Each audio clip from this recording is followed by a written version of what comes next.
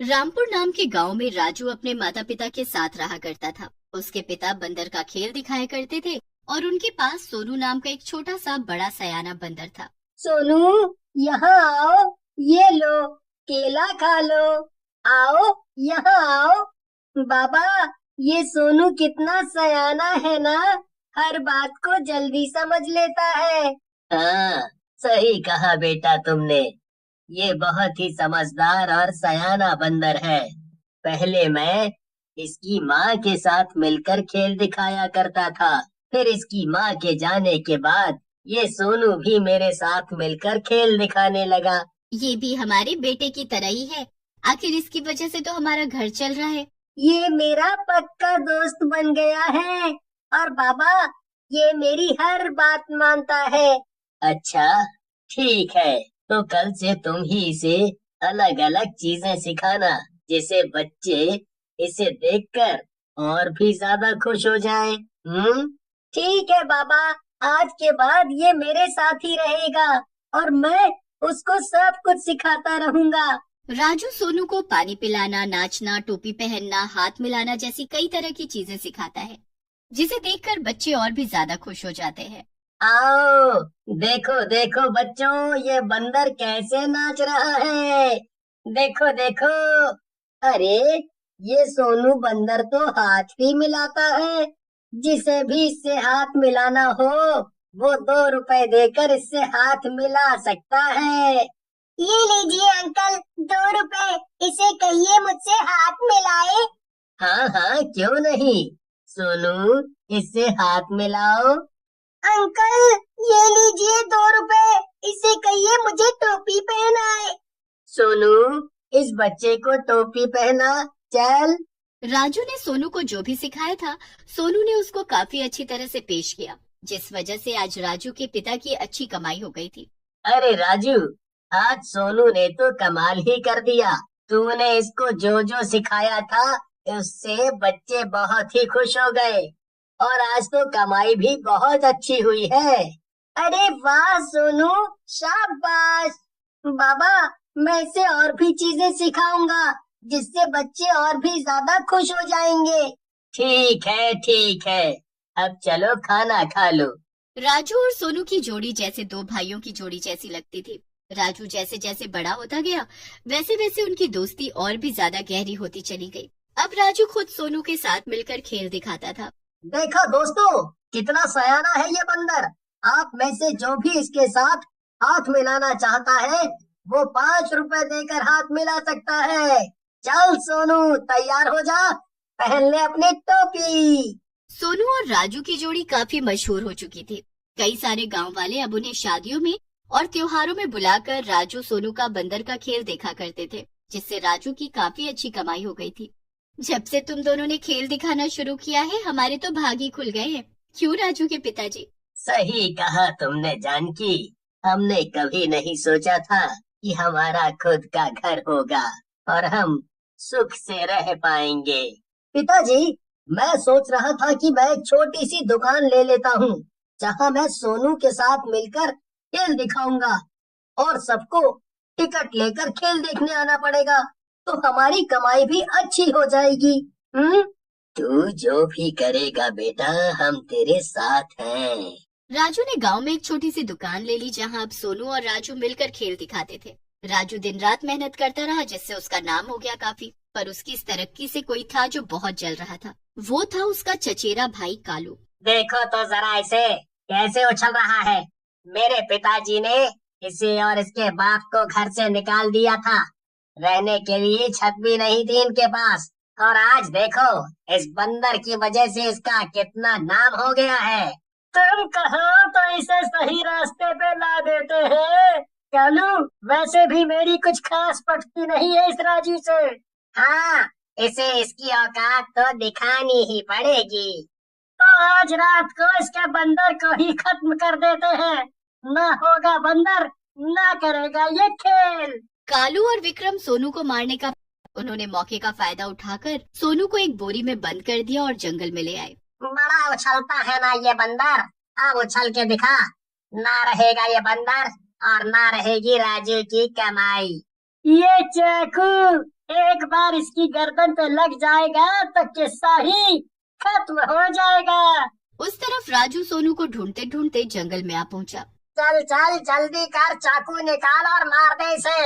हाँ हाँ अभी करता हूँ। विक्रम ने जैसे ही चाकू निकाला, राजू सोनू को बचाने के लिए बीच में आ गया और हाथापाई में चाकू राजू को लग गया। अरे ये क्या किया तुमने?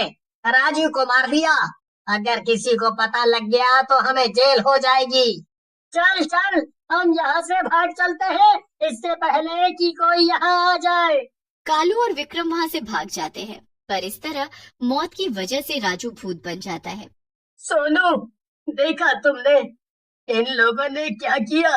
सोनू, एक तुम ही हो जो मुझे देख सकते हो, इसलिए अब तुम्हें ही इन लोगों से मेरा बदला लेना होगा। सुबह जंगल में राजू की लाश मिलती है, लेकिन किसी को कुछ समझ नहीं आता। हे भगवान, ये क्या हो गया? मेरे बेटे की जगह मुझे उठा लेता।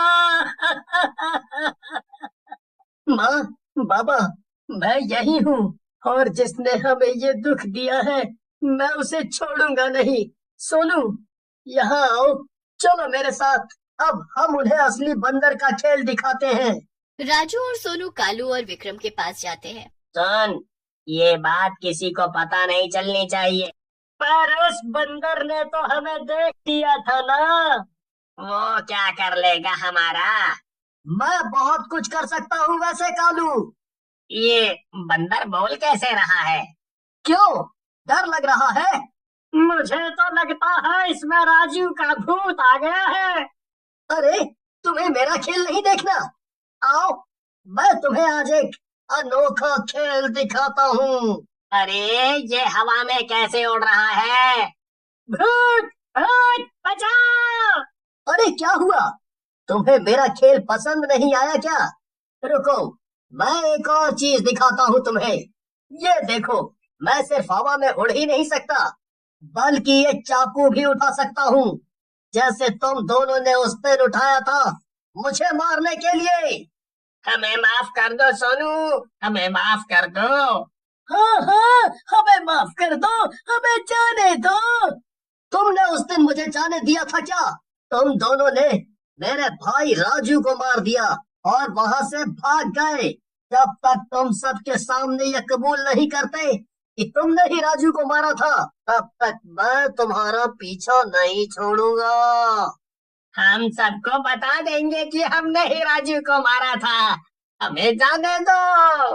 हाँ हाँ, हम बता देंगे कि हम उस दिन तुम्हें मारने वाले थे, पर राजू बीच में आ गया और हमने उसे चाकू मार दिया। राजू और सोनू ने जो खेल खेला था वो सारे गांव वालों ने देख लिया था और सबको कालू और विक्रम की सच्चाई का पता लग चुका था। तुमने मेरे बेकसूर बेटे की जान ले ली, ये भी नहीं सोचा कि उसके बाद हमारा क्या होगा। तुम दोनों को तो तुम्हारी सजा कानून देगा ही, लेकिन ये गांव भी राजू और सोनू के बिना बेजान सा हो जाएगा। तुम दोनों की वजह से बच्चों के चेहरे से मुस्कान छिन गई। अब ना जाने कौन ये बंदर का खेल दिखाएगा यहाँ। कालू और विक्रम का सच तो सबके सामने आ गया, लेकिन अब सोनू बहुत उदास हो गया था राजू के बिना। सोनू, तू यहाँ क्यों बैठा है? दुकान नहीं जाना खेल दिखाने? तुझे क्या लगता है मैं भूत बन गया तो हमारा साथ छूट गया? अब ये भूत ही बंदर का खेल दिखाएगा। सोनू अपनी दुकान में जाता है और खेल दिखाना शुरू करता है। अरे, ये सोनू उड़ कैसे रहा है? अरे सच में ये तो अद्भुत है। देखो जरा, ये हवा में उड़कर खेल दिखा रहा है। मुझे तो लगता है कि राजू भूत बनकर आज भी सोनू के साथ मिलकर खेल दिखा रहा है।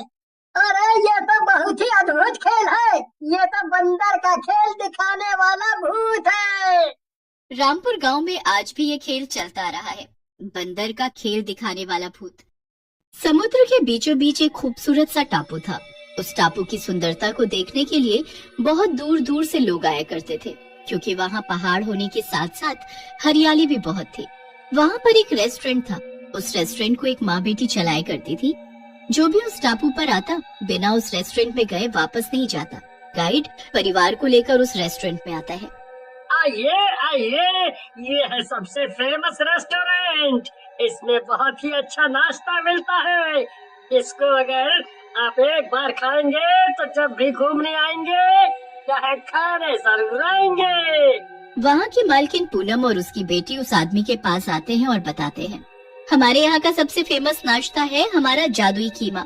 क्या वो खाना पसंद करेंगे आप सर? हाँ जरूर खिलाइए, हम भी यहाँ यही देखने आए हैं कि यहाँ फेमस क्या है। वो और उसका पूरा परिवार वो कीमा बहुत मजे से खाता है। वाह वाह भाई वाह, कितना अच्छा कीमा है। इतना अच्छा कीमा तो मैंने आज तक कहीं और कभी भी नहीं खाया। कैसे बना है ये इतना स्वादिष्ट? Thank you sir. जी, मैं और मेरी बेटी पूरी रात मेहनत करके इस कीमा को तैयार करते हैं। बहुत टाइम, मेहनत और प्यार से हम इसको बनाते हैं और आप लोगों को देते हैं। अच्छा लगा ना आपको? हाँ बहुत अच्छा है। ये रहा आपका टिप। थैंक यू सर, और आप फिर जरूर आइएगा। Bye bye. जी बेटा, मैं जब भी यहाँ आऊँगा आपके रेस्टोरेंट में ये कीमा जरूर खाने आऊँगा। इतना बोलकर वो आदमी वहाँ से चला जाता है। ऐसे ही उनका रेस्टोरेंट टापू पर बहुत फेमस हो जाता है और लोगों को बहुत अच्छा लगता है। उनके साइड में एक और रेस्टोरेंट होता है जिसका मालिक शेखर पूनम और उसकी बेटी से बहुत जलता है, क्योंकि सस्ता देने के बाद भी उसके रेस्टोरेंट में कोई नहीं आता। उसके रेस्टोरेंट में इतने लोग क्यों आते हैं? वो ऐसा क्या देती है जो हम लोग नहीं बना पा रहे हैं? उनका रेस्टोरेंट हमारे वाले से कितना छोटा और नॉर्मल सा ही है, फिर भी उनके रेस्टोरेंट के बाहर लाइन लगी रहती है। ऐसा क्या खास है वहाँ? जी मालिक, वो बहुत ही स्पेशल तरीके का कीमा देती है जो हम लोग नहीं बना पाते हैं, और उसकी रेसिपी भी वो किसी से नहीं बताती है। जाने क्या डालती है उसमें, और वो सच में जादुई कीमा लगता है, बहुत ही टेस्टी। बस चुप कर। तो उसके यहाँ काम करता है या मेरे यहाँ, जो उसकी तारीफ करता ही जा रहा है मेरे सामने? चल अपने कीमा पर ध्यान दे। बड़ा आया, बहुत अच्छा कीमा बनाती है। लेकिन शेखर के दिमाग में पूनम की रेसिपी ढूंढने का सुझाव आता है और वो सोचता है कि क्यों न रात में जाकर देखा जाए कि पूनम और उसकी बेटी कीमा में ऐसा क्या डालते हैं जिससे उसका कीमा इतना स्वादिष्ट होता है।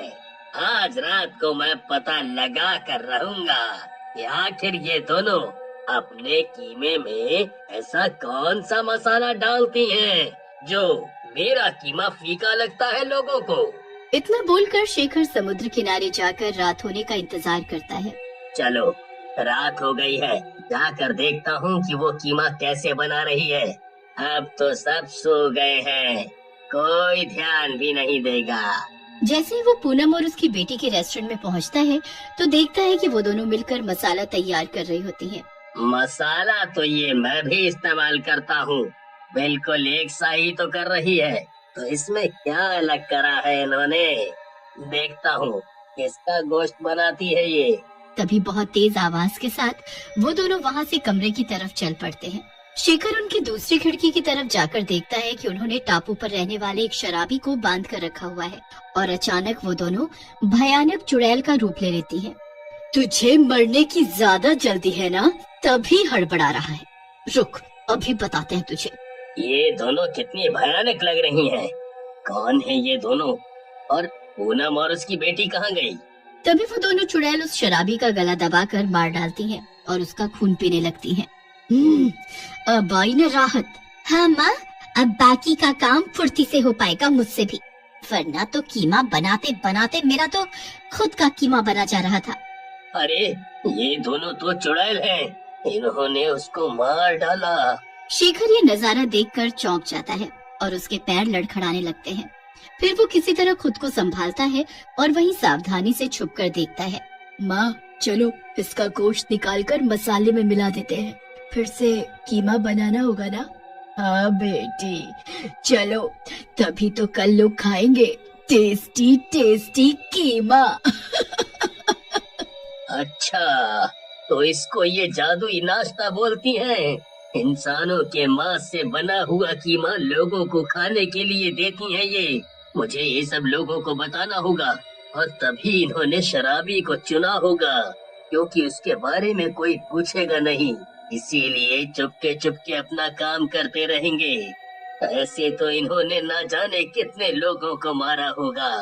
मुझे मुझे यहाँ आने वाले लोगों को सतर्क करना होगा, वरना बहुत बुरा होगा। इतना बोलकर शेखर वहाँ से डरता हुआ अपने घर चला जाता है और सोचने लगता है, हे भगवान, बेचारे लोगों को तो पता भी नहीं होगा कि ये चुड़ैलों का जादुई नाश्ता क्या है, जो कि इंसानों को मार कर बनता है।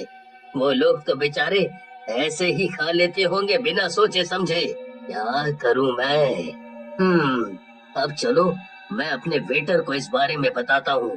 शायद हम दो ही जाएं तो उनका कुछ, वरना मैं अकेला उन दोनों का क्या कर पाऊंगा। शेखर अपने वेटर से बात करने जाता है। सुनो, तुम्हें पता है पूनम और उसकी बेटी एक चुड़ैल है और वो जादुई नाश्ता इंसानों के गोश्त से बनाते हैं, तभी वो इतना टेस्टी लगता है। वेटर हंसने लगता है और कहता है, सर, आप पागल हो गए हो क्या?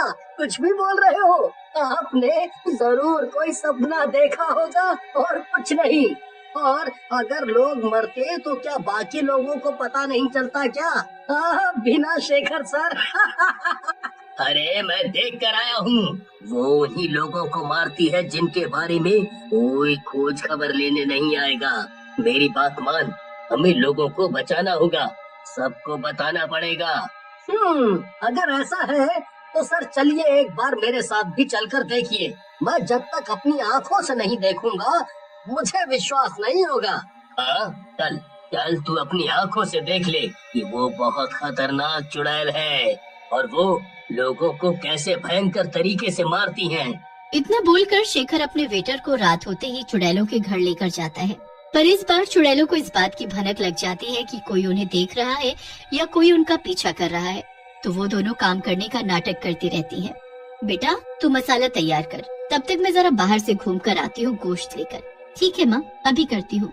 तू यहाँ खड़ा होकर देख और बाद में मुझे समंदर किनारे मिल, क्योंकि अगर हम एक साथ देखेंगे तो शायद वो लोग हमें पकड़ लें और हम एक दूसरे की मदद नहीं कर पाएंगे।